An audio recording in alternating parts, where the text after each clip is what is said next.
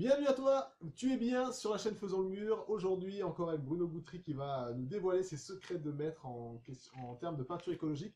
Donc, je te rappelle que Bruno Guthrie est l'auteur de plusieurs livres sur les peintures et les enduits Sur naturels, l'utilisation, ouais. sur l'utilisation. C'est un des précurseurs du domaine. D'ailleurs, je t'invite à regarder les autres vidéos sur le sujet si tu ne l'as pas encore fait. Et je t'invite aussi à cliquer sur le bouton pour t'abonner, pour mettre un j'aime, éventuellement à la fin de la vidéo. Mais si tu nous aimes déjà, ça nous fait tout de suite beaucoup plaisir. Eh oui. Alors, le sujet aujourd'hui, ce sera les lacs. Et il y a une grosse confusion entre différents types de lacs, notamment les lacs à l'eau et les lacs à l'huile. Oui, Qu'est-ce que tu tout à fait. pourrais, comment pourrais-tu nous éclairer là-dessus? Alors, on va déjà revenir au début. Qu'est-ce qu'un lac? Ouais, parce que bon, pour les gens, les lacs, C'est ça peut confus. être un, ouais. Ça peut être synonyme de synthétique, quoi que ce soit. Ce qu'il faut bien se rappeler, c'est que dans les peintures, il y a des termes génériques. On va parler de l'azur, de lac, de vernis, de dispersion, de je sais pas quoi. Et que ça soit naturel ou synthétique, ça a toujours le même nom. Ok. Comme si on prenait dans l'automobile, il y a les camions, les motos, les voitures, enfin, il y a différents. Différents types. Et donc la laque, c'est un type de peinture qui est par définition brillante, même si maintenant on arrive à trouver des lacs satinés, des lacs mat, mais par définition, donc c'est quelque chose qui est brillant et opaque et qui est facile à nettoyer. Donc on va plutôt trouver ça sur les volets, les fenêtres, les portes, tout ce qui est en bois, les pièces métalliques, les carrosseries de voitures, les choses comme ça. C'est ces peintures qui sont extrêmement solides et facilement nettoyables. Ok. Ouais. On mettait ça, enfin, à mon époque, dans les années 80, on mettait les lacs sur les murs des cuisines, les murs des salles de bain, pour pouvoir les lessiver tranquillement. C'est ça. Donc, c'est opaque, on ne voit pas à travers. On ne voit pas à travers. Ouais. Et du coup, il doit y avoir une base d'huile, un bon liant pour pouvoir. Tout Pour à fait, pouvoir ouais. nettoyer. Ouais. La laque, c'est ce qu'on appelle aussi une peinture à l'huile. Ok. Donc, à l'époque, quand ils faisaient les laques, ils utilisaient de l'huile végétale, l'huile de lin qui est la plus connue, qui mélangeait avec un pigment, ils mettaient beaucoup de pigments. Ça fait que du coup, ça faisait une peinture avec un liant à l'huile et des pigments. Et en mettant beaucoup, ça faisait quelque chose qui est très opaque. Après, l'évolution a fait que l'huile a changé, qu'il y a les huiles de synthèse qui sont arrivées. Ils ont modifié ça. Et ça fait que du coup, on est devenu. Mais le nom est resté. On appelle toujours ça des peintures à l'huile ou des lacs. Mais c'est le matériau qui a changé. Je dirais pas que c'est une évolution parce qu'on est passé d'un produit naturel, végétal, à un produit synthétique fait à base de pétrole. Donc, on appelle ça des huiles minérales. Ok. Ce qu'on appelle les huiles de synthèse en voiture. Je ne sais pas si ça te parle. Oui, oui. Avant, les peintures, pour lubrifier le moteur, on prenait de l'huile végétale. Après, on est passé à la demi-synthèse, semi-synthèse, et on est passé maintenant à la synthèse. En peinture, ça a été exactement la même évolution. Ok. Donc, on est passé du naturel au synthétique. Et alors, si la laque c'est une peinture à l'huile, Oui. laque à l'eau. Alors oui, effectivement. Alors l'évolution du marché a fait qu'en fait les gens ont de plus en plus envie de peintures qui soient simples et où on utilise de moins en moins de produits qui ont des COV, des composés organiques volatiles. Et le problème, c'est qu'on les trouve, l'huile, en fait, pour pouvoir la diluer, parce qu'une peinture, on va toujours utiliser un liant, donc l'huile, et un diluant pour la rendre plus liquide pour pouvoir l'utiliser. Et le diluant avec l'huile, c'est forcément une essence. On n'arrive pas à mélanger l'huile avec l'eau. Comment ça fait une espèce de mayonnaise, ça marche pas bien, quoi. Donc on utilise une essence. Le problème de l'essence, c'est que c'est plein de COV.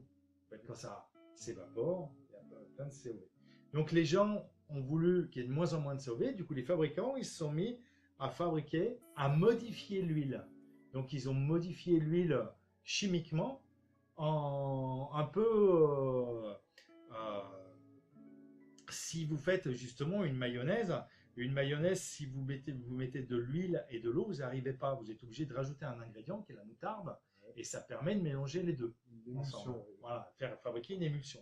Donc, ils ont fait une émulsion en base d'huile et ça fait que du coup, cette huile est devenue diluable avec de l'eau. C'est ce qu'on appelle les lacs à l'eau. Donc, il y a les lacs à l'huile d'un côté qui sont diluables avec de l'essence et de l'autre côté qu'on appelle les lacs à l'eau qui sont diluables avec de l'eau. Ok. Il y a plein de matériaux, il y a des lasures aussi qu'on fait comme ça, des vernis à l'eau. C'est toujours pareil. En fait, la base va être la même, le liant va être le même, c'est de l'huile, c'est quelque chose encore gras et qu'on a émulsionné en fait pour pouvoir le diluer avec de l'eau. Je vais rester sur sur l'image de la mayonnaise. Oui. Donc, il faut savoir que les mayonnaises qu'on mange, enfin, les mayonnaises qu'on fait à la maison sont faites à base d'huile et d'œuf. Hein. Oui. Je crois que c'est 4 œufs pour Voilà, ouais. 4 jaunes pour 1 litre. Et par contre, les mayonnaises du commerce, bizarrement, elles n'ont pas cette couleur jaune. Non, elles sont vachement blanches. Ouais. Elles sont vachement blanches. Elles ne sont pas aussi épaisses. Elles Non. sont quand même beaucoup plus liquides. Ouais. Et ben, ce que les industriels, en tout cas de l'alimentaire, ont compris, c'est ça, c'est que les mayonnaises qu'on achète à la maison, eh ben, elles sont diluées à l'eau. Ben oui, Ils voilà, ont une ouais. base d'huile et Voilà. du coup, ils arrivent à émulsionner Ouais, en ouais, rajoutant énormément, plus ouais. d'eau Voilà. et ça fait de la Ouais. matière Tout à première fait. moins chère. Et voilà. Donc, voilà, on aura découvert des choses aujourd'hui. Et ben peut-être que les industriels, ils ont trouvé aussi avec les lacs à l'eau, et en fait, ils nous vendent de l'eau. Ah aussi. Ben oui. Au lieu de vendre de l'essence, à la limite, ils vendent de l'eau. Ils vendent de l'eau. Alors, ça va être quoi la différence? Je suppose que c'est ça que tu as envie de savoir. En fait. Quelle est la différence technique, santé, toutes ces choses-là, en fait. Ouais. Ouais. Alors, je dirais qu'il n'y en a pas une qui est meilleure que l'autre. Il n'y en a pas une qui a plus d'avantages que l'autre. Elles ont tous leurs avantages et les inconvénients. La laque diluable avec de l'essence, donc ce qu'on appelle la laque à l'huile, elle va avoir effectivement l'inconvénient d'avoir des COV, ce qu'on disait tout à l'heure. C'est-à-dire que quand on va l'utiliser, l'essence qui est utilisée dedans pour pouvoir la diluer, et ben du coup, quand ça va sécher, ça va s'évaporer et ça va rester dans l'atmosphère. Un des avantages, c'est que l'essence, elle a une odeur. Ça fait que du coup, eh ben, on va s'en éloigner.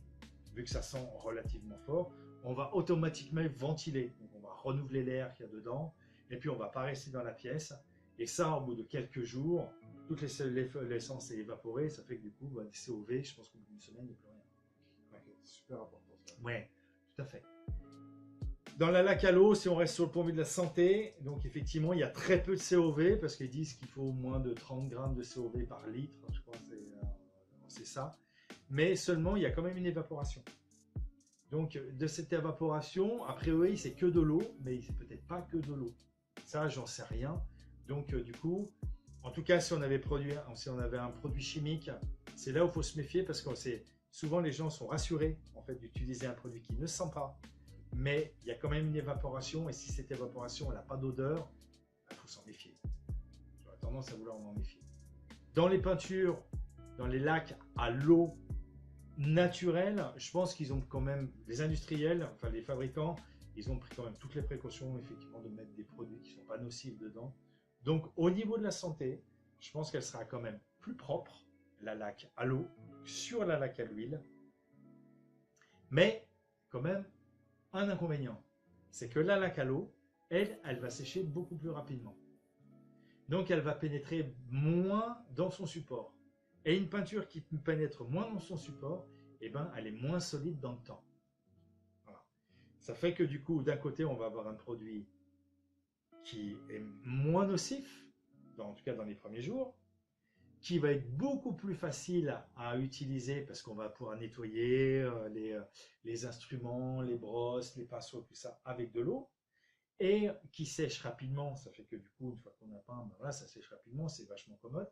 Mais l'inconvénient, c'est que c'est un produit qui va durer peut-être moins longtemps parce qu'il pénètre moins dans le support. Donc à choisir, moi j'aurais tendance à conseiller, si on veut à l'extérieur, d'utiliser une laque à l'huile, donc diluable à l'essence, parce qu'elle va être beaucoup plus résistante aux intempéries, pénétrer beaucoup plus dans son support. Et puis on est en extérieur, donc les éventuels COV qu'il y a dedans, eh ben, de toute façon ils vont être ventilés dans l'air, et du coup ça sera beaucoup moins nocif pour soi. Est-ce que sur les supports difficiles, c'est aussi préférable pour la tenue alors d'utiliser une laque à l'huile que de la l'eau? Moi j'ai remarqué que sur un support neuf, les laques à l'eau, donc c'était bien, c'était très performant, parce que le support il est très poreux, donc c'est facilité pour pénétrer. Mais en rénovation, donc sur des anciennes peintures, les lacs à l'huile, eh ben, s'accrochent beaucoup mieux. Eh ben, merci pour toutes ces informations Voilà. précieuses. Ok. Et voilà, je reprends la parole pour vous remercier d'être resté jusqu'au bout, pour vous inviter à vous abonner, à liker, et puis si vous voulez plus d'informations sur les peintures écologiques et naturelles, les liens sont ci-dessous, donc avec des programmes de suivi et de formation de Bruno, avec des fiches techniques sur les recettes, savoir où les appliquer, quand les appliquer, connaître un petit peu mieux les bases de tout ce monde-là qui est vraiment passionnant. Donc Bruno, merci beaucoup et on se retrouve pour les prochaines vidéos. Eh ben, merci à tout le monde et au revoir Gauthier. Ciao.